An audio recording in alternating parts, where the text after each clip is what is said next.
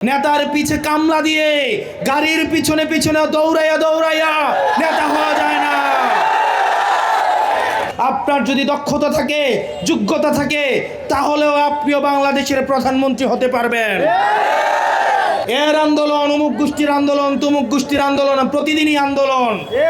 যারা বিভিন্ন দফা দাবিতে নিয়ে আন্দোলন করেছেন, আমরা আপনাদেরকে প্রশ্ন করতে চাই, আপনাদের সব দাবি কি এখন মানা হয়ে গিয়েছে? এখন আর আন্দোলন নাই কেন? এই আন্দোলন কোথায় গেল? এই সরকার নির্লজ্জভাবে স্বজনপ্রীতি এবং আঞ্চলিক বৈষম্যের যাত্রা শুরু করেছে।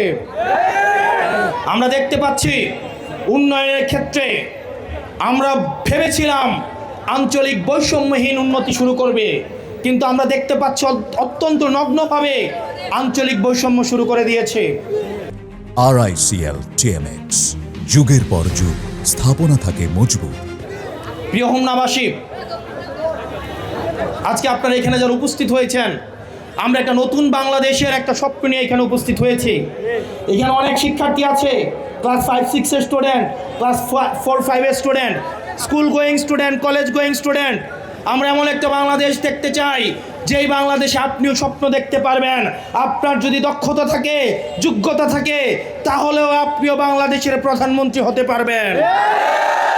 নেতার পিছে পিছে ঘুরে, নেতার পিছে কামলা দিয়ে গাড়ির পিছনে পিছনে দৌড়াইয়া দৌড়াইয়া নেতা হওয়া যায় না।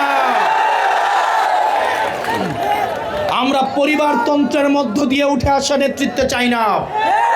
আমরা চাই নিজের দক্ষতা দিয়ে, যোগ্যতা দিয়ে, সে তার ব্যাকগ্রাউন্ড কি, তার বাবা কি করে, চাচা কি করে, সেগুলো মুখ্য না। পরবর্তী বাংলাদেশ তাদেরকেই গ্রহণ করবে যারা নিজের যোগ্যতায় এবং যারা নিজের দক্ষতায় উঠে আসবে ইনশাল্লাহ। প্রিয় হোমনাবাসী এবং তরুণ প্রজন্ম, অনেকের হয়তো ভোট দেওয়ার বয়স হয় নাই। এখানে অনেকে আছে যাদের ভোট দেওয়ার বয়স হয় নাই। আমরা আজকে রাজনীতি করি আগামী দিনের আপনাদের বাংলাদেশের ভবিষ্যৎ বিনির্মাণ করার জন্য। আমরা চাই পরবর্তী বাংলাদেশ যারা নেতৃত্ব দিবে, যারা আপনার কর্মসংস্থানের কথা চিন্তা করে, সেটি তাদের পলিসিতে আছে কিনা